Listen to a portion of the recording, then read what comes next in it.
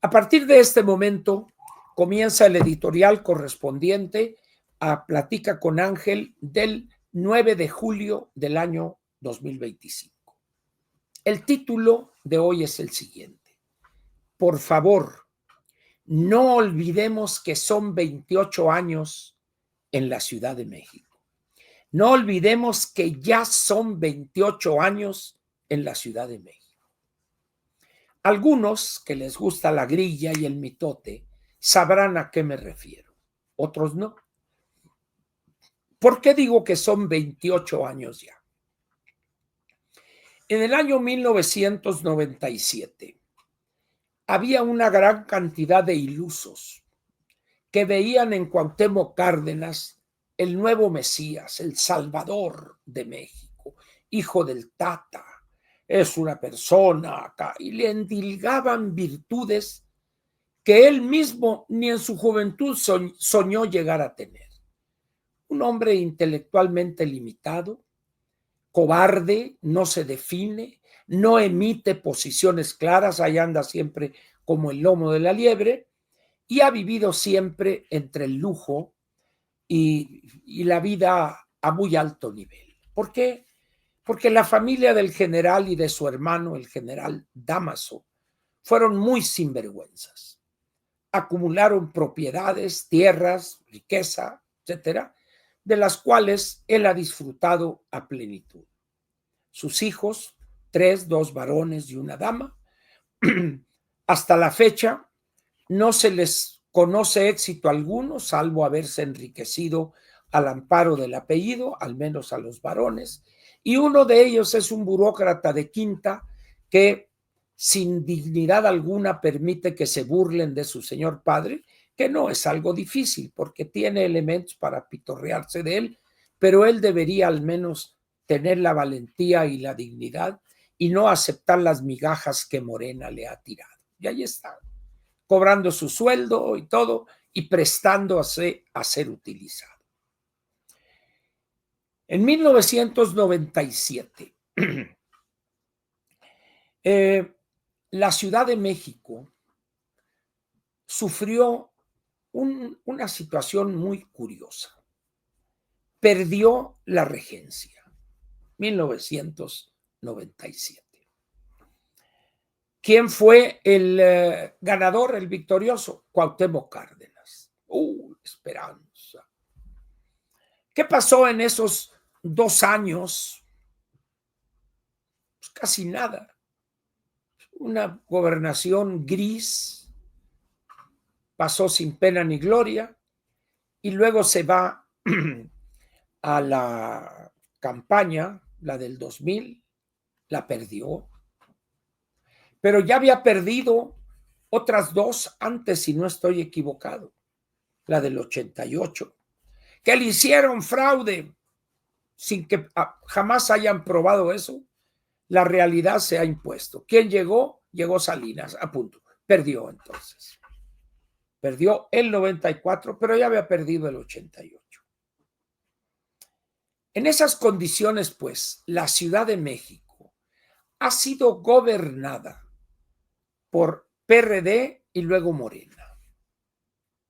28 años van a cumplir ahora en diciembre de ser los gobernantes en la Ciudad de México.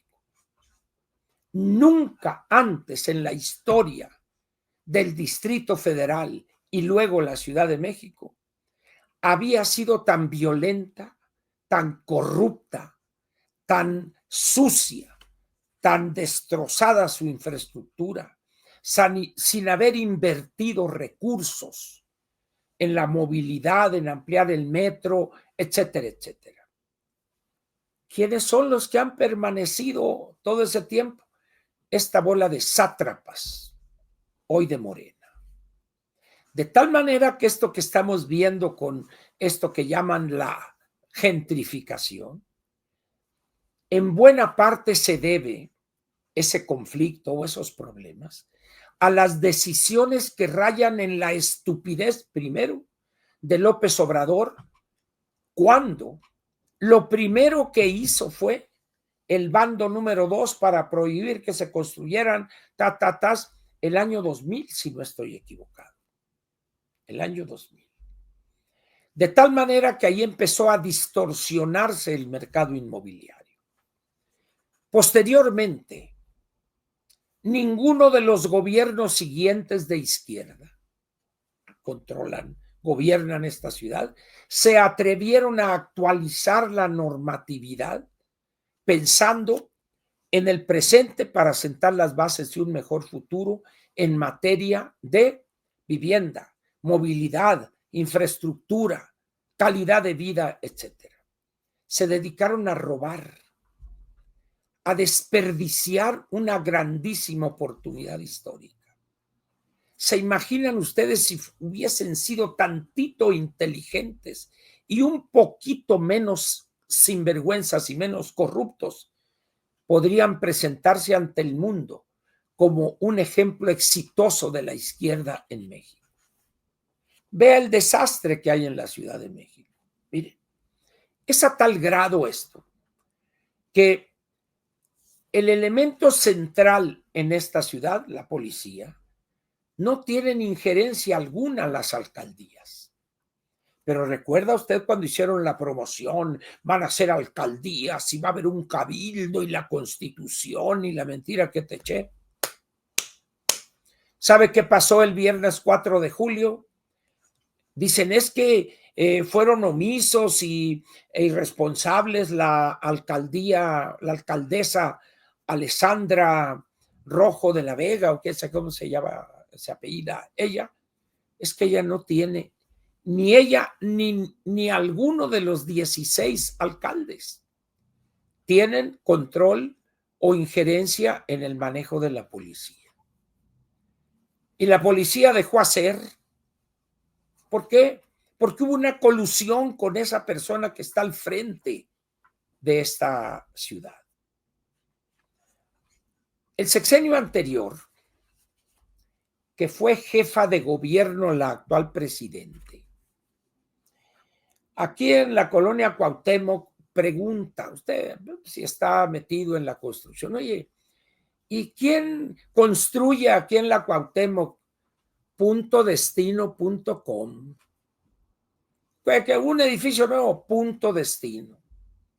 Porque si bien hay una serie de trabas, limitaciones que vienen desde una normatividad que tiene 20 y tantos años y que no se han atrevido a cambiar, pues de repente ese punto destino construye hasta en el aire edificios de departamentos. ¿Por qué? Porque es el favorito del gobierno en turno. Es decir, es una corrupción que raya en la peor de las estupideces. Cuando hay personas que quisieran construir en otras alcaldías, no. Por eso a mí me da risa que le echan la culpa ¿cómo dicen? El cártel inmobiliario es del PAN. No, señores, no se equivoquen. El cártel inmobiliario está en Morena. ¿Quién ha gobernado esta ciudad desde 1997? Morena, señores. ¿Quiénes han gobernado o han controlado la Asamblea Legislativa desde que se creó? Morena. Excepción hecha de los triunfos, creo que 9 de la oposición, que no las dejaron hacer nada ni se unieron para tener un buen candidato en esta reciente elección. ¿Qué pasó ahí? Que las alcaldías, bueno, antes delegaciones, han sido controladas prácticamente desde el 97 por Morena o antes PRD, la izquierda. Es decir, el desastre que estamos viviendo hoy en la Ciudad de México en todos sentidos se debe a ese grupo de sinvergüenzas, de ratas, de cómplices de los criminales. ¿Acaso piensan ustedes que estos lúmpenes que llegaron ahí a destruir negocios, infraestructura, etcétera, pertenecen a otra afiliación política que no sea Morena? Ya no somos tan ingenuos como hace muchos años. En esas condiciones, pues, La mafia aquí en la Ciudad de México es Morena. Las peores decisiones que se han tomado en materia inmobiliaria son de Morena, fueron de López. La peor burocracia que ha conocido la Ciudad de México y las peores y más caducas reglas son las que ha mantenido Morena. En ese sentido, entonces, ¿por qué no decirlo así? ¿Por qué andar con eufemismos? Es que el clan inmobiliario. No nos hagamos tarugos, señores. Vean el desastre, las calles, el metro, el agua, la calidad de vida en términos generales, la extorsión, el derecho de piso, etcétera. En esas condiciones, pues, estos quieren o pretenden con el pasado, con reglas caducas, acedas, sin visión de futuro, ancladas en el pasado, quieren sentar las bases del mejor futuro. Es imposible. Con esa visión de pasado, con esas visiones acedas, caducas, solamente va a generar más atraso y más retroceso. ¿Y quién está haciendo eso? Morena. Morena. ¿Cómo se le ocurre a la jefa de gobierno, esta señora, decir yo estoy en contra de la gentrificación? Dice uno, esta señora, ¿qué tiene en la cabeza? Excremento, para no decir caca. No tiene la menor idea, es de un desconocimiento, de una ignorancia total. ¿Por qué está ahí? Porque López dijo, no va García Harfuch, va ella. Y los de Morena, calladitos, aceptaron, y ahí está. Y ahí está. Como la puerta de Alcalá, viendo pasar el tiempo, pero llenándose los bolsillos. Esa es Morena en la Ciudad de México. Ahora bien, esto que estamos viendo en la Ciudad de México, que de una u otra manera es el reflejo de lo que pasa en materia de gobernación en el país entero, aquí llegaríamos a un punto curioso. ¿Tiene usted idea cuáles son las prioridades del gobierno de la anticientífica? ¿Lo ha expresado alguna vez? El otro día dijo por ahí, bueno, alguien le preguntó sobre el crecimiento del Producto Interno Bruto. Dijo, bueno, a nosotros nos interesa el bienestar. ¿A quién no le interesa el bienestar? ¿Conocen ustedes a alguien que diga, oye, no, a mí ni que no me regales este traje, yo con estos harapos, porque a mí no me interesa el bienestar? Yo así estoy bien, jodido, pero feliz. ¿Esa es la prioridad del bienestar de esta señora, de la presidente? Pues está mal, completamente mal. ¿Por qué? Porque para que en un país haya bienestar, tiene que haber crecimiento económico. Pero ¿se acuerdan López que dijo, no, el Producto Interno Bruto no me interesa, vamos a desarrollar el índice de la felicidad?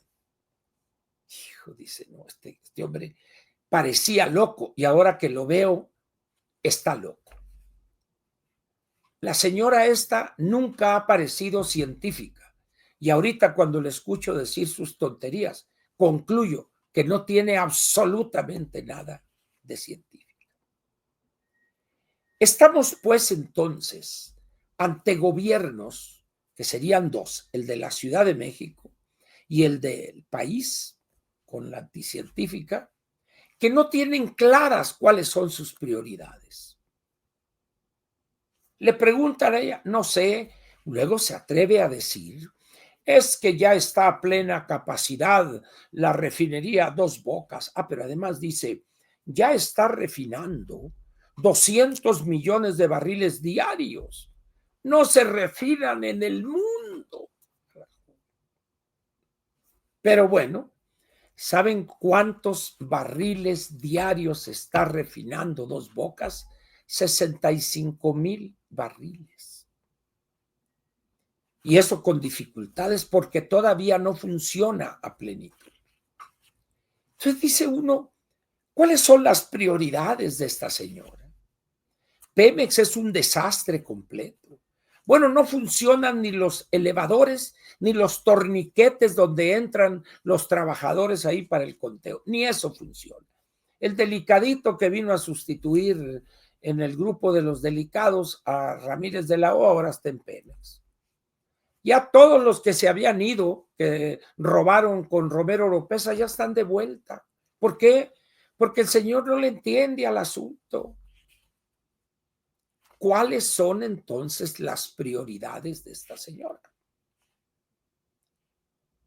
Los contenidos educativos cuando ratifica a un pervertido en la Secretaría de Educación para determinar el contenido de los libros de texto. De eso se trata. Y así nos podíamos ir acá y esto, y la pregunta de cuáles son sus prioridades permanecería sin respuesta. ¿Recuerdan ustedes el cuento de Alicia en el País de las Maravillas, del señor Lewis Carroll? Hay una parte, no recuerdo exactamente, cuando se presenta una bifurcación y pregunta, creo que es Alicia al conejo, ¿a dónde vas? No sé, pues entonces cualquier camino es bueno. Si no tiene claras cuáles son sus prioridades y evidentemente tampoco su gabinete, pues cada quien hace lo que le da la gana. Cualquier programa es bueno. Si no hay prioridades hacia las cuales enfocar esfuerzos, recursos de todo tipo, pues, oye, ¿por qué hiciste esto? Bueno, pues porque pensé yo que era lo mejor. Usted nunca ha mencionado cuáles son las prioridades a que atenernos. Ese es el sustrato de esto que estamos viendo en materia de la famosa gentrificación. He estado buscando prácticamente, pues quizá todas las columnas escritas sobre el tema en la prensa nacional y me he encontrado algunas que son francamente interesantes. Pero hay otras que me parece que es una tontería inmensa. Cuando dice su autor, el derecho a la vivienda. No, señores, ¿de dónde sacan que hay algo que se llama el derecho a la vivienda? Es que puede estar en la Constitución, puede estar en un papel sanitario y sería lo mismo. Señores, la vivienda es un bien que hay una empresa que se dedica a construir ese bien para vendérselo a una persona que requiere ese bien. Y en esa relación de vendedor, constructor, comprador, la oferta y la demanda entran en juego. No hay decreto que permita fijar el precio de la vivienda porque entonces eso genera ineficiencias y corrupción, a los que está muy acostumbrado Octavio Romero. Miren, leí una excelente colaboración de el que fue Procurador General de la República, Ignacio Morales Lechuga. En esta ciudad hay un déficit de 250,000 viviendas. ¿Saben ustedes cuántas viviendas autorizó la autoridad de la Ciudad de México el año 24? 6,000 viviendas nuevas. ¿Ustedes piensan que con esos números vamos a enfrentar y resolver el problema de la falta de vivienda en la Ciudad de México? Imposible. Eso nos lleva a lo que dije al principio, los responsables son ellos. Hay una inseguridad jurídica tremenda. Sale la hermana esta de los Batres, no la Lenia, la otra, Vietnica, acá. Es que hay que ocupar las viviendas de su país, una bola de babosadas ahí. Y que le dan crédito a esas estupideces. Ante esa inseguridad jurídica, ¿qué hace una persona? No, yo no me meto en ese negocio. Ahí se le echan. Y así pueden ustedes encontrar lo que quieran. Les recomiendo esa colaboración del doctor en Derecho Ignacio Morales Lechuga. Hay otra que es muy buena también. Esta es en el periódico El Financiero, del maestro Manuel Molano. Él hoy vive en Puebla y elaboró una colaboración muy corta en El Financiero de 2 cuartillas, que fue publicada hoy precisamente, 9 de julio. Una joya de colaboración de Manuel. Luego, aquí está la colaboración en El Universal de Ignacio Morales Lechuga. Gentrificación, coartada y ensayo de violencia. El problema no es problema, es una política del Universal que para poder tener acceso a sus columnas, a sus productos, vamos a decir, hay que estar suscrito. Búsquenla por ahí a ver cómo la encuentran. Excelente colaboración del licenciado Morales Lechuga. Ahora, hay otra también muy buena y cosa curiosa, es el único, el autor de esta columna, que es un especialista, porque ha estudiado este tema, tiene una maestría en la Universidad Erasmo de Rotterdam, en Holanda, en los Países Bajos. Es maestro él en ciencias en esta materia. Su nombre es Adrián Acevedo Mansur. Una excelente colaboración. Eso lo pueden encontrar en la revista Nexos. Está abierta. Este es el título. La gentrificación no es el problema, es el sistema. Léanla, por favor. Para no cansarlos, ya no les doy otras lecturas, pero el hecho primigenio original es la corrupción, el atraso en términos de la ley que soporta el desarrollo habitacional en la Ciudad de México, prohijado, utilizado por Morena para hacerse multimillonarios un grupo de vivales. Y ahora toco rápidamente para terminar el editorial. Recuerdan que en esos gritos, en esa destrucción de estos jóvenes egregios, egresados de la Universidad de Iztapalapa, ya me han prácticamente comprobado que de allá provinieron la mayor parte de ellos, fuera gringos y que no hablemos inglés, etcétera. Daban risa realmente para quien esté más o menos enterado de ese tipo de fenómenos en la historia reciente del planeta, no solo de México. Los casos en Alemania, cuando asciende Hitler al poder en 1933, que por cierto, el presidente del PRI, partido en el cual estoy afiliado, recomendó un libro que yo me hago eco de eso, que se llama Síndrome 1933. Búsquenlo el libro, por favor. Es del proceso que va del 33 al 39. Y ahí también acabar con los judíos, mueran los judíos, fueran los judíos, igual que estos barbajanes, estos lúmpenes sin conciencia de clase en lo más mínimo. Hubo en México, allá a principios de los años 20, del siglo pasado, un movimiento que se llamó el movimiento estridentista. Es un movimiento donde varios intelectuales de renombre de esos años, los primeros años del decenio de los años 20, y hay un manifiesto de él, primero, un profundo desdén hacia la ranciolatría ideológica de algunos valores funcionales encendidos pugnazmente en un odio caníbal para todas sus inquietudes y todos los deseos innovadores que conmueven la hora insurreccional de nuestra vida mecanística.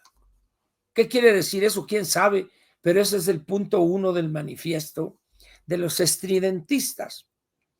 Pero luego dice,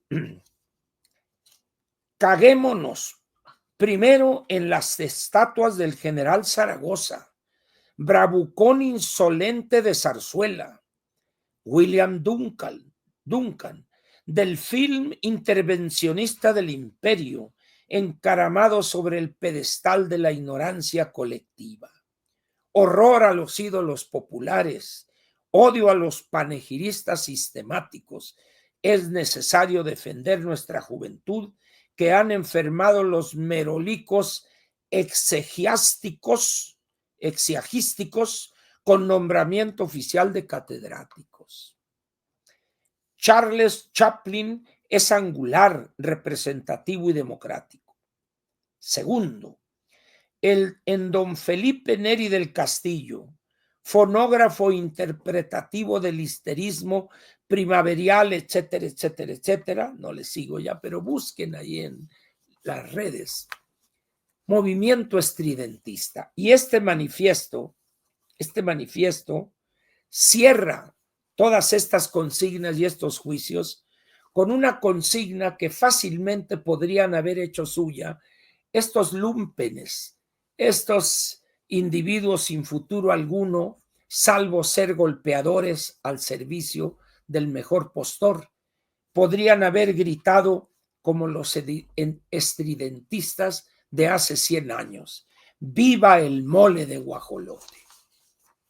Ese movimiento estridentista fue desapareciendo poco a poco, pero ahí quedó como uno de los, algunos llaman cosas chistosas, creo que no, fue una manifestación del coraje de muchos intelectuales serios, ¿verdad? Pero que muchos los tomaron a chunga con eso de viva el mole de guajolote. Esa actitud xenofóbica de desprecio al ajeno le ha hecho mucho daño a nuestro país, mucho daño. Hay una encuesta que realizó esta persona, Alejandro Moreno, que es el encuestador del Financiero y muchos años duró en el periódico Reforma. Hizo preguntas relacionadas con algo tan sencillo como esto. ¿Casarse con extranjeras o casarse con extranjeros y venirse a vivir a la Ciudad de México? ¿Qué piensa usted de eso? ¿Le parece que es bueno para el país o le parece que es inconveniente? Se sorprendería el porcentaje tan alto de quienes consideraron que era malo casarse con extranjeras o que era malo y es malo casarse con extranjeros. Yo me acuerdo allá por los años 60, en la época de la lucha contra el imperialismo y la revolución cubana, chico, y la guerra de Vietnam, y todavía una consigna: Yankees, go home. Pero la sabiduría mexicana dijo, complementó eso y dijo: Yankees, go home, gringas, come home. Para que vean ustedes esa habilidad del mexicano que hoy un poco se ha perdido. Pero repetiríamos hoy: foreigners, go home, y foreigners, come home.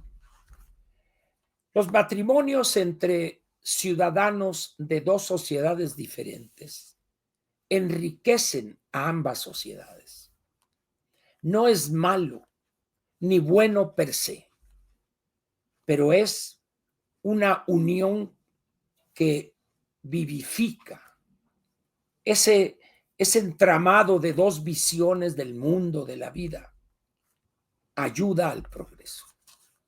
Por eso sorprende con estos lúmpenes desclasados al servicio de algunos personajes de Morena para crearle problemas, dicen, a la anticientífica. Y yo les digo, están equivocados. Ella, con su incapacidad, solita se crea problemas. Aquí termina, señores, la sección editorial de Platica con Ángel correspondiente al miércoles 9 de julio del año 2025.